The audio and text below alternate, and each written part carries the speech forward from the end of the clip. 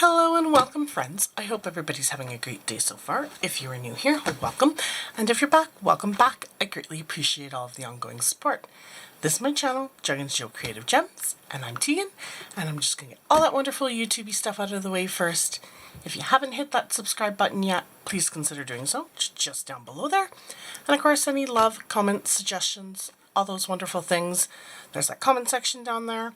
And don't forget to hit that like button as well. Today we are going to be doing our Ghostly Echoes series, and we had been going through the province of Alberta. I have now finished up Alberta, and we are moving west to British Columbia, also known as BC. So those will be the next series of ghost stories that we'll be covering starting this episode. We'll see how far we get with those, and I hope you guys enjoy these next few spooky tales.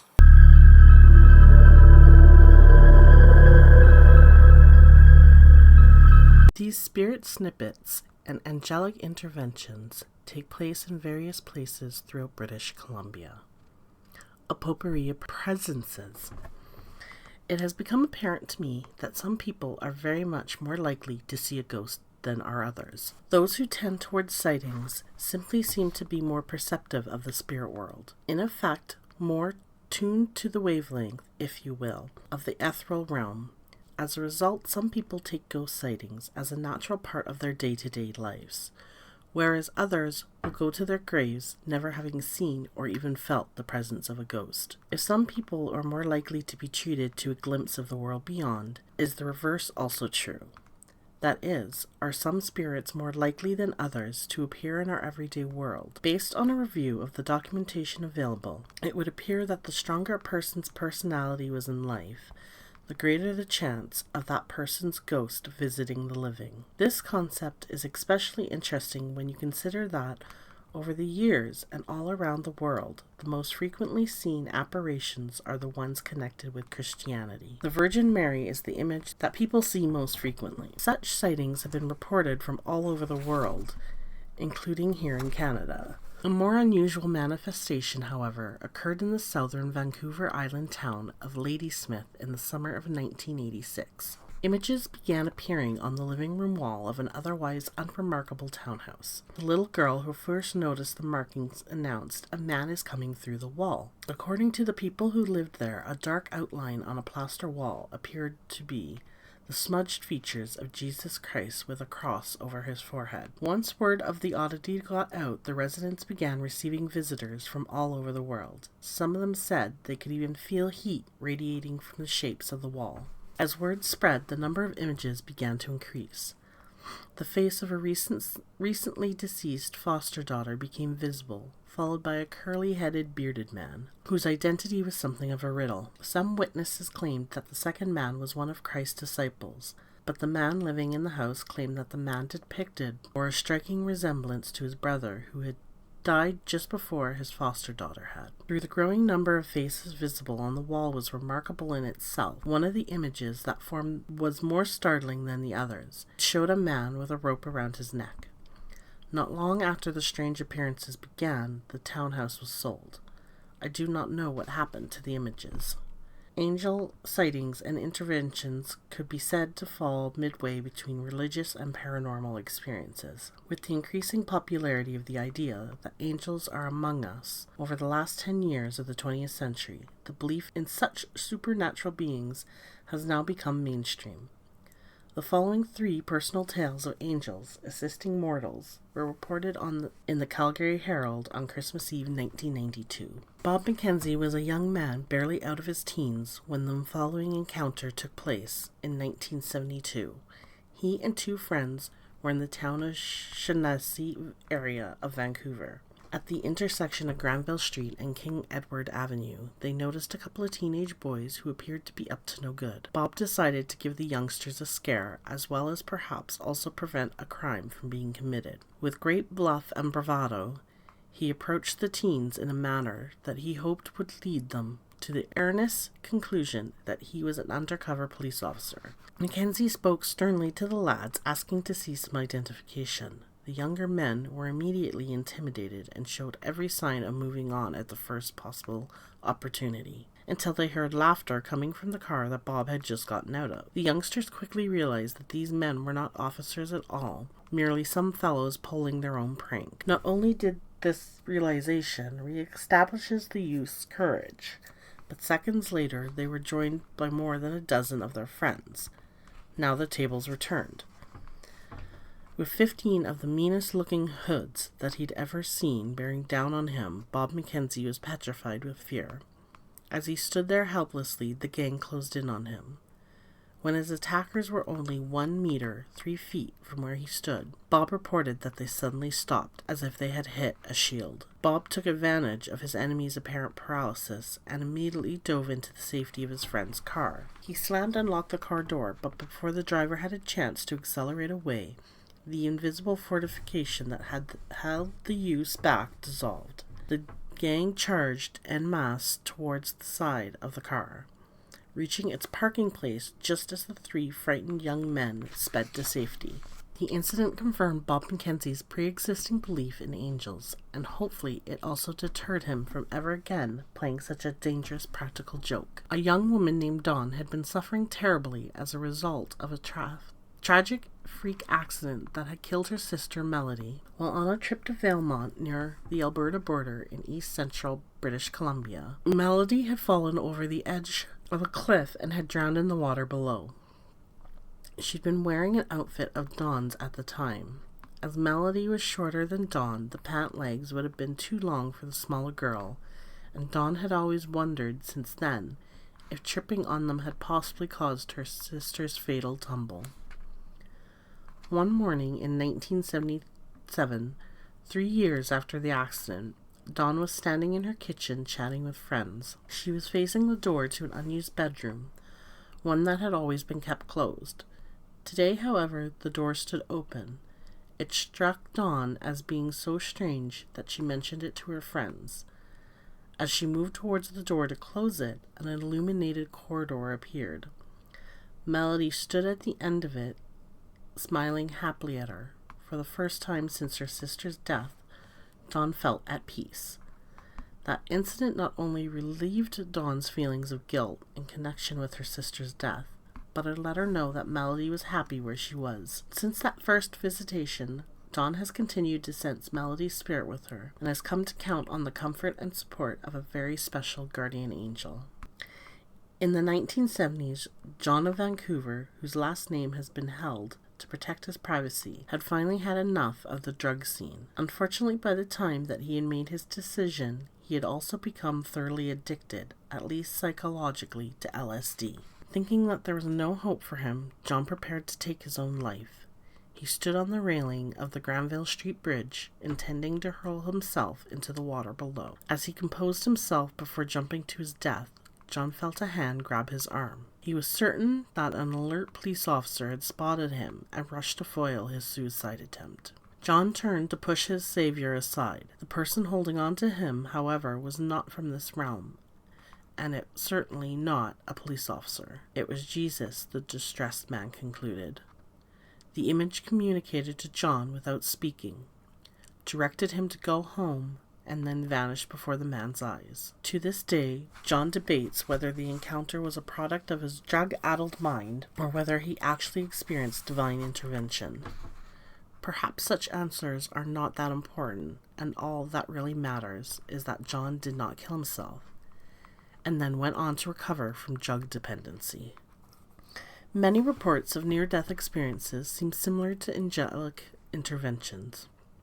A British Columbia resident, whom we'll identify only as June H., was traveling home from the funeral for her stepfather, George. She was a passenger and her friend Clarence was the driver. As they made their way from the cemetery, they were involved in a dreadful collision. June was seriously injured, but did eventually recover from her injuries. During her recovery, she recalled that at the moment of impact between the two vehicles, George had appeared to her in a foggy cloud. He had touched her and told her to go back, and had explained that it was not time yet for her to join him. Clarence, however, had not been so fortunate. He had died at the scene of the accident. Judging by June's experiences for a number of weeks after the accident. Poor Clarence was dissatisfied to find that June was no longer with him. The first time that his image appeared to June, she had been asleep in bed. She awoke to see her dear friend in the room with her, holding out his hand to her and beckoning her to join him. Startled, June immediately turned on the light beside her bed.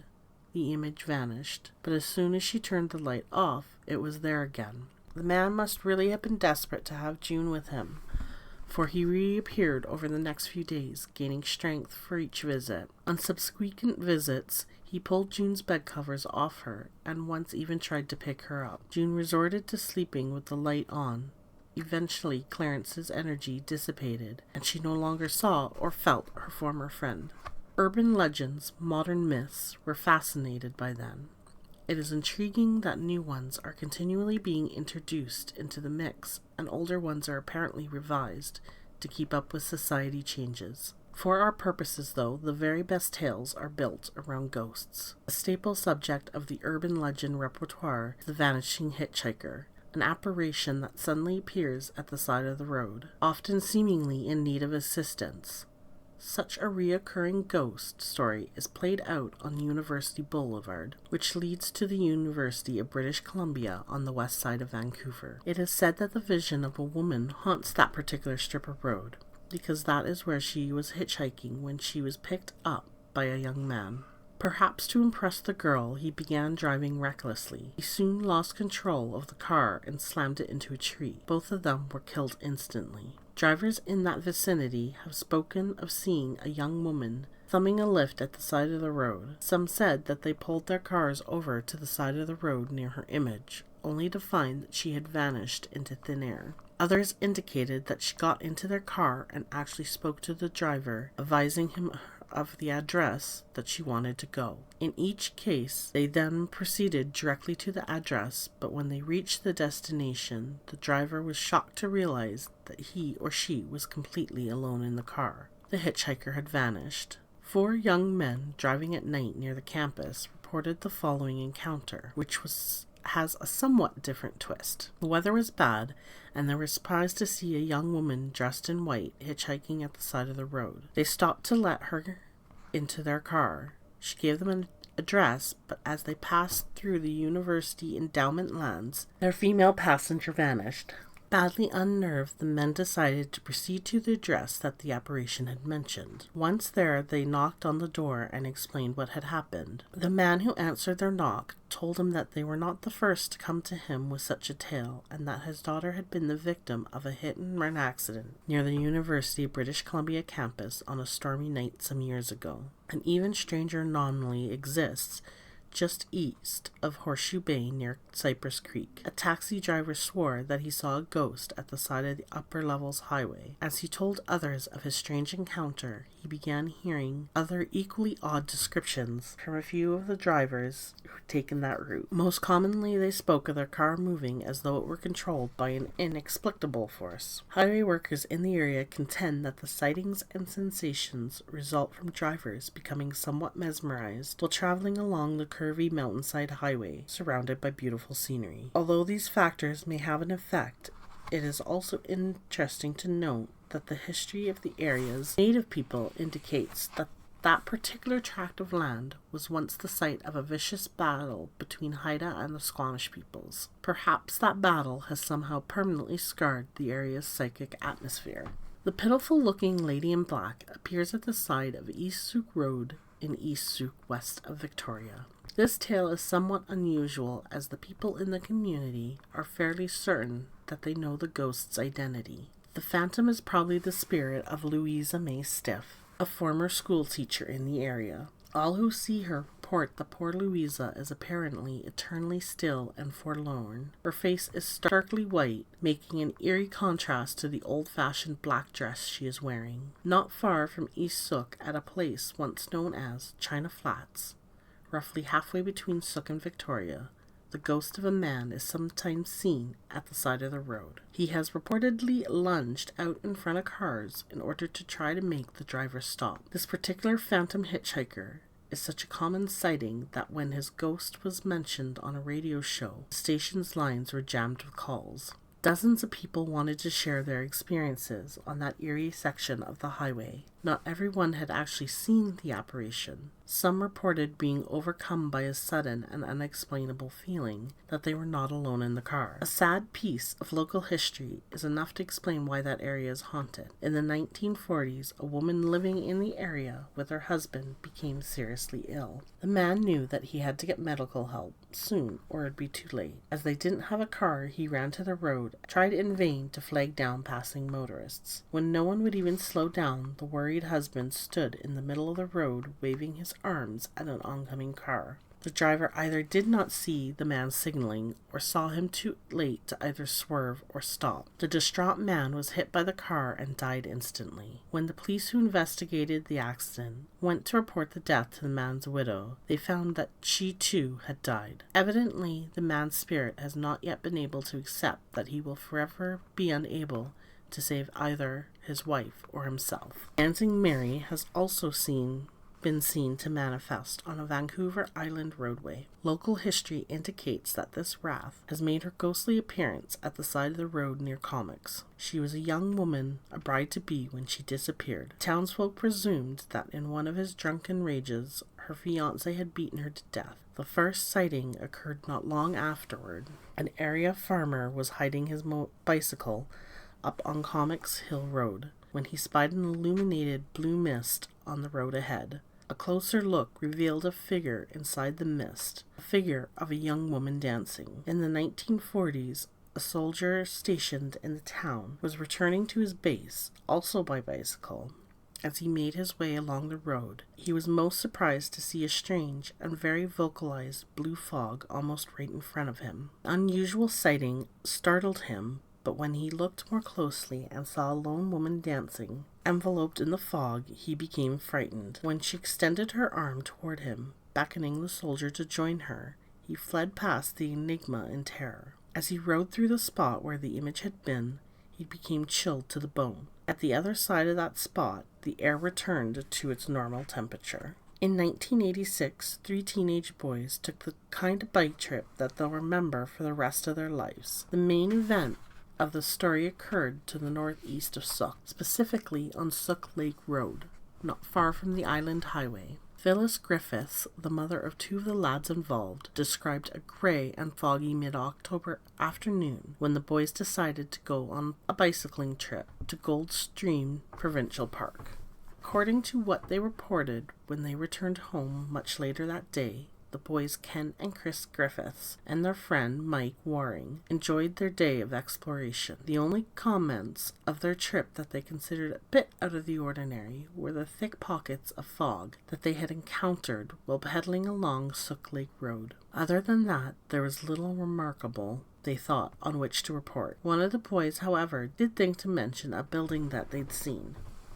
Phyllis was most interested in this description of the building, for it was at a place that she knew well. Oddly, the boy indicated that it was a large, ornate building. However, the building that Phyllis knew to be at the location that she had in mind, Mum Miller's pub, was not as big as he was describing. The two looked at one another in puzzlement before proceeding to try to clear up the confusion. Perhaps determining exactly where the building stood would help. Unfortunately, this approach actually succeeded in complicating the discussion further. Although Phyllis insisted that the place was on the side of the road, the boys had seen a building on the opposite side. No doubt feeling extremely dissatisfied with the way that the discussion had gone, the little group dispersed. They might never have mentioned the strange misunderstandings again had Phyllis Griffiths not been a volunteer at the Goldstream Region Museum. When she was at work shortly after her strange conversation with the boys, she thought to pull the museum's files about the building in question. In that file, she found the answer to the disagreement.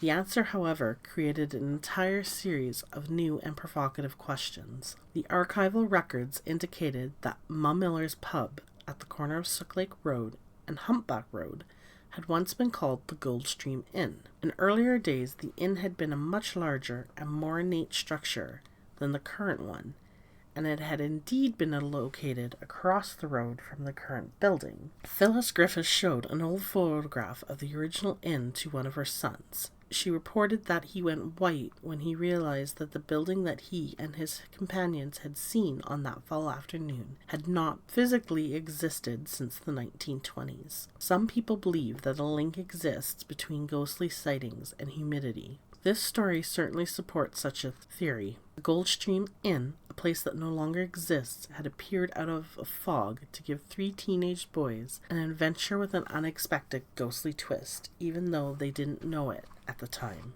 In the late 1800s and early 1900s, roughly between Spence Bridge and Ashcroft, near what had become Highway 1, there existed a small isolated Chinese community. As the children of those settlers moved on, the barely adequate roadside housing was simply left to tumble down until the lumber and other building materials eventually decayed into the ground. In 1975, the ruins of the little settlement were still visible, as was the frightening-looking ghost of one of the former inhabitants. Despite appearing in a very solid form, anyone who saw this apparition knew immediately what they were observing was not human. Though the entirety was clearly female and clearly of Asian descent, it was also clearly from another time and dimension. Because she has always been seen walking along the side of the road by herself, late at night, motorists have inevitably stopped to ask if she needs assistance.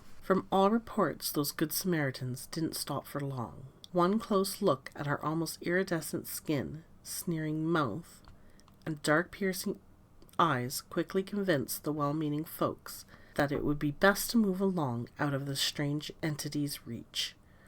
An intriguing story ran in the Vancouver Sun on March 15, 1950. It described a novel called Judith, which had been written by Blanche Draper of Robinson Street in Vancouver and published by Christopher Publishing House of Boston earlier that year. The article went on to anticipate any questions that readers might have of author Draper's credibility by asserting that not only was she the daughter of an Anglican minister, but also that she had been educated under the strict supervision of Anglican ethics. Under normal conditions, these protestations might not have been necessary, but considering the unusual circumstances under which this book was created, they seemed warranted. Blanche Draper staunchly maintained that she had been only an instrument in the writing of the novel and that every word of it had been dictated to her by the ghost of English author Mary Corelli, who had died in 1924. I could not see Marie Corelli, nor hear her voice, but she did the writing. I was the instrument. The pencil simply flew, the script that the pencil produced as it flew. Draper noted was very different in appearance from her own penmanship. Draper and Corelli's British Columbia-based collaboration bore a striking resemblance to a world-famous automatism case that had its inception during the summer of 1913. Using a Ouija board, a St. Louis, Missouri homemaker named Pearl Curran made contact with the spirit of Patience Worth. The entity explained that she had grown up as an English peasant in the mid-1600s. Apparently, her soul's time and place of incarnation in this earthly realm had prevented Patience from enjoying either reading or writing. She wanted, through Curran, to change that. Over the next 10 years, Curran claimed that Worth's spirit had dictated, initially through the Ouija board and later via automatic speech, books of poetry, short stories, plays, and 6 historical novels. Worth's supernatural body of work became extremely popular, and scholars who examined the writing attested to its historical detail and accuracy, as well as its literary merit. It is difficult to say whether the result of the British Columbia-based automatism case might have been equally impressive in terms of literary talent and historical detail, because a thorough search through the records of books in print did not turn up any such book. There was no listing at all for an author named Blanche A. Draper. Marie Corelli, however, is well represented. An astounding 34 of her titles are still in print, but none are entitled Judith, and none were published in 1950. Whatever happened to the Draper-Corelli collaboration written about the Ides of March 1950 by an unnamed newspaper scribe remains a mystery. On a moonless night in 1942, a railway worker in the Canadian Pacific Railway train yards at the north foot of Vancouver's Granville Street caught what might have been the last glimpse of a legendary spectre that had been haunting the place for over a dozen years. The phantom sightings may have ended that night, but the ghost story at Hub Clark has lived on as a classic British Columbia tale. It seems that an unpleasantly wet night in 1928, Brakeman Clark slipped as he jumped from a train in the train yards. His head slammed on a rail belonging to a parallel track, and he was knocked unconscious. Moments later, a train was shunted down the track, and Hub Clark was decapitated. Reports of a headless apparition began on the next stormy night. The entity was generally presumed to be the ghost of Hub Clark, trying to warn others about the danger of the rain-slicked surfaces. Because his image has not been seen for nearly 60 years, it is presumed that the soul of the ill-fated brakeman has now gone on to his eternal rest. The building housing Mushroom Studios on West 6th Avenue is another haunted spot in Vancouver. It seems reasonable to assume that the ghost was either a musician or at the very least someone who appreciated music, because the phantom can be heard humming or singing along during recording sessions. The entity doesn't restrict itself to accompaniment, though. It has been known to put on something of a solo vocal act through the studio's monitors when they are not already in use by living performers. According to a 1924 newspaper article, Jumping Rock was a well-known landmark close to shipping routes near where British Columbia gives way to the Alaska Panhandle. This high and ugly promontory was described as jutting out into the bleak North Pacific. Two young natives who lived near this landmark were heartbroken that their parents would not allow them to marry one another. They were deeply in love, but both had been promised in marriage to members of other tribes. They could see no point in living if they couldn't be together, and so they'd planned to kill themselves by jumping from the huge rock to a sure death by drowning. As they stood poised for their double suicide, the would-be bride apparently changed her mind at the last minute, and her beloved went to his death alone. Ever since that incident, sailors have avoided traveling through the waters directly below Jumping Rock. They say that the area is haunted by the angry ghost of a young brave. Here are two examples of how only the most basic details of ghostly tales have as yet found their way to me, though I am always open to hearing from someone who possesses additional information. In the late 1970s, a ghost haunted a hairdressing salon located on No. 3 Road in Richmond. Across Georgia Strat, another more vengeful spirit once crashed a Tupperware party on Raynor Avenue in Victoria. The guests left without their refrigerator containers. In the March 10, 1995 edition of Entertainment Weekly, Gillian Anderson, the actress who plays Dana Scully on X-Files, the enormously popular television show about various aspects of the paranormal, is quoted as saying that the Lower Mainland house that she and her husband lived in had been haunted. It was creepy, Anderson acknowledged of the house, which was located near a native burial ground. It felt like there was someone attached to me. The couple arranged for a smudging ceremony to cleanse the house. The ritual was evidently sufficient and successful, as she added that she felt the spirits had, by the time the Entertainment Weekly interview took place, departed. It is unlikely that the haunted cabin of the following story still exists. It no doubt tumbled down and rotted into the soil that it was built on many, many years ago. However, the disappearance of the cabin does not necessarily mean that the ghost has left the area. Especially not this ghost, for he seemed a most determined soul. The year was 1998, and Dan O'Ryan, like countless thousands of others, was anxious to make his fortune by joining the rush for gold. Unlike most of those who trekked along with him, Dan really did strike it rich. He was heading back down the British Columbia coast with his treasure when he stopped to rest the night in an abandoned cabin. In order to protect his gold, Dan dug a series of deep trenches and buried his treasure. Then, filled with ill-placed trust, Dan made himself at home in the tiny building and immediately went to sleep for the night. Dan O'Ryan never woke up again. Other fortune hunters, those who had not been as fortunate as he, had followed him. They murdered the sleeping man and stole as much of his gold as they could find before slinking away into the night. The thieving murderers were never caught, and Dan O'Ryan's desperate soul has never rested since. Travelers along the isolated route reported seeing smoke coming from the chimney of that abandoned ramshackle cabin.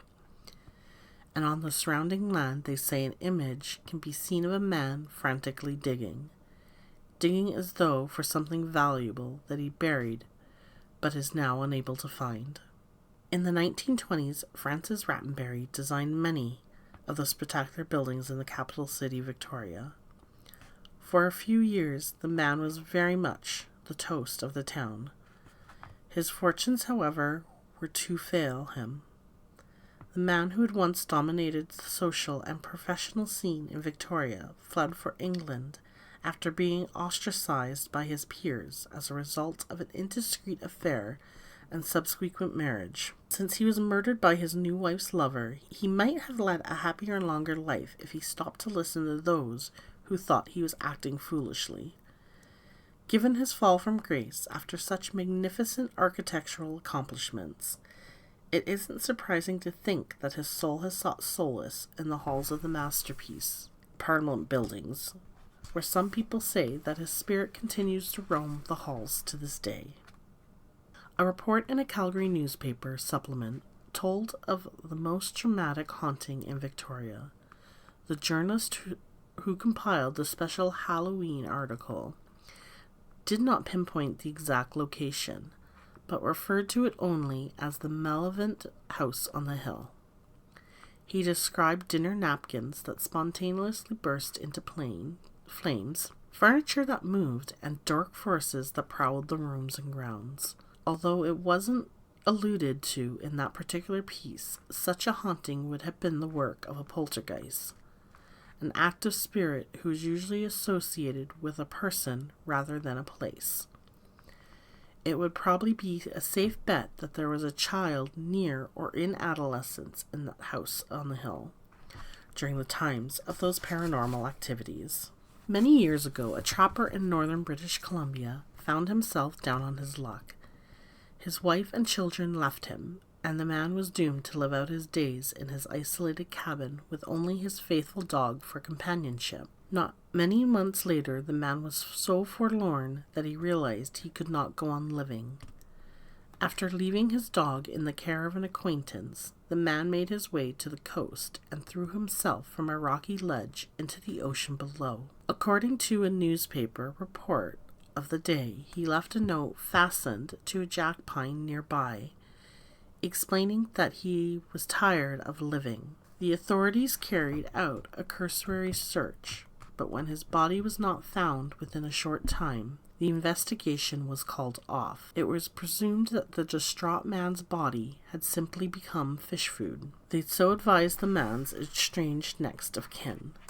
Eventually, the story of the suicide got back to the man who had been left with the deceased dog, and he had an interesting tale of his own to tell. It seems that the day after the dog's owner had abandoned him, the animal began acting strangely, running to the edge of the property and barking madly. This activity went on for some days, and each time the agitated dog moved farther and farther away from his temporary home. A few weeks later, he disappeared altogether. The man who'd left responsible for the dog was troubled by the disappearance, and whenever he went out anywhere, he made a point of looking for the lost animal. 3 weeks after the dog ran off, when the man was walking along the rocky coast, he met some people who'd been camped there for some time, and it was then that he learned the fate of the missing dog. The campers told of a dog that matched the description of the one he'd asked about, and said it had shown up one night near their campsite. They recalled that the dog had displayed great uneasiness, whining and scampering up and down,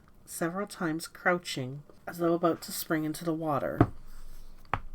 Because the witnesses to the animal's bizarre behavior knew nothing of its owner's suicide, they were at a loss to account for the animal's actions.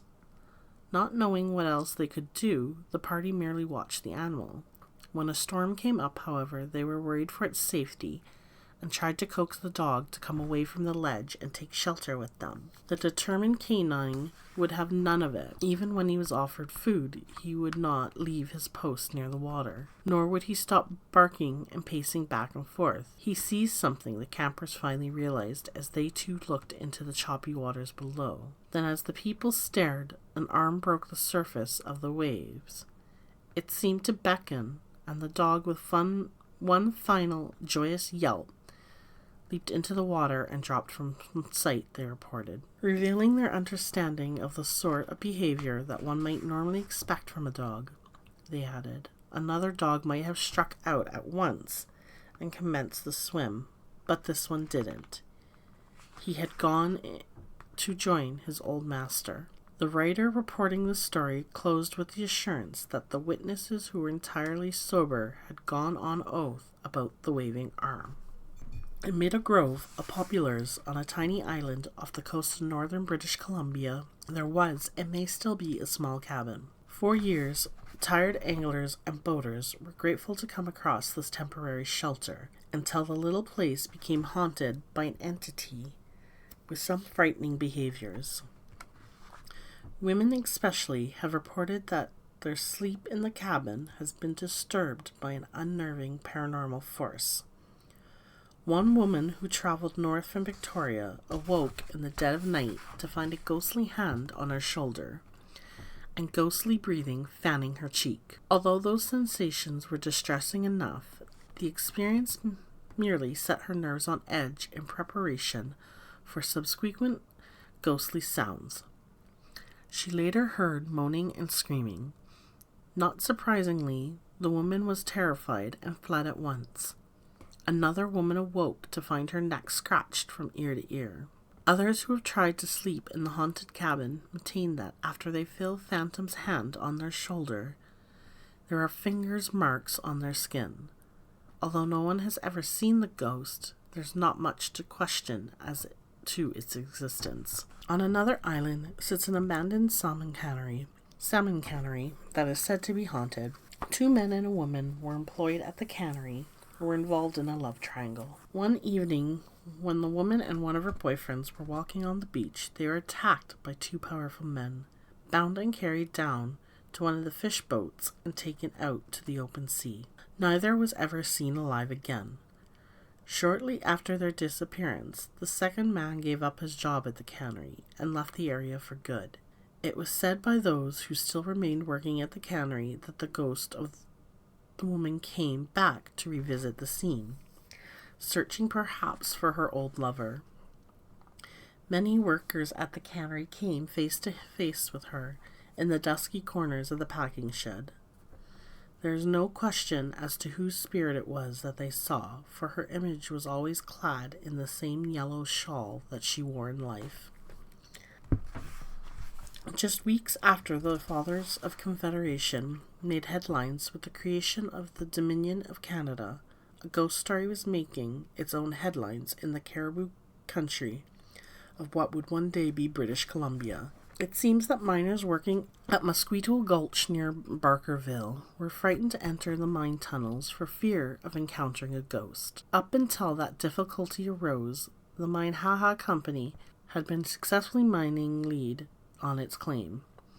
Then its employees began to report seeing a ghost of a hideous appearance in the mine. The miners' fears were so great that they effectively shut down the mining operation. Not wanting to abandon a lucrative seam, the company called in spiritualists and various respected members of the community to exorcise the mine tunnels. A party of 17 men assembled at Jeffrey's store before heading en masse to the haunted mine. After the spiritualists performed the rites of exorcism outside the entrance to the main shaft, the group waited, hoping to witness something that would indicate that the spirit had been driven from the mine. When, according to an article in the Caribou Sentinel on September 23, 1867, no ghost appeared. The committee chose 3 of their number to go down into the tunnel and confront the ghost directly. The trio reported that after careful search, they could find no ghost in the Minnehaha diggings. It is reasonable to believe then that the exorcism had actually been a success. Despite this assurance, the mining company had difficulty convincing miners to return to the shafts. With much regret, the company began to search for lead deposits elsewhere. A paranormal presence, a ghost, had forced them to abandon a profitable business venture. People come from all over the world to ski the fabulous slopes at Whistler, which is about 2 hours' drive north of Vancouver. At least 3 of these folks have never left. A ghostly presence is said to roam the halls at Whistler Creek Lodge, and there are 2 of the happiest ghosts ever reported in the adjacent restaurant. The pair, thought to be a mother and her 12-year-old daughter, sit up in the dining room rafters and laugh as though they're seeing something uproariously funny. Very near the comfortably contemporary Hillside Shopping Centre in Victoria hides an out-of-date scene that makes those who witness it most uncomfortable. On Shelbourne Street near the shopping mall, people have reported coming upon an especially eerie scene, a scene from the past.